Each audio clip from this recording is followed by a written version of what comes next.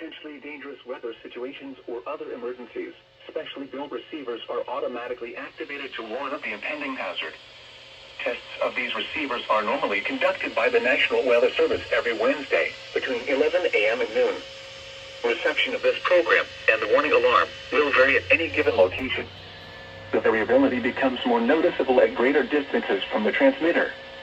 To provide the most consistent warning service possible, the warning alarm will be activated for warnings, selected watches, and other environmental emergencies affecting the following North Carolina counties: Alamance, Alexander, Allegheny, Anson, Bertie, Cabarrus, Caswell, Chatham, Davidson, Davie, Durham, Edgecombe, Forsyth, Franklin, Granville, Greene, Guilford, Halifax, Harnett, Hoke, Iredell, Johnston, Lee, Martin, Montgomery, Moore, Nash, Northampton, Orange, Person, Pitt, Randolph, Richmond, Rockingham, Rowan, Scotland, Stanley, Stokes, Surrey, Union, Vance, Wake, Warren, Wayne, Wilkes, Wilson, and Yadkin.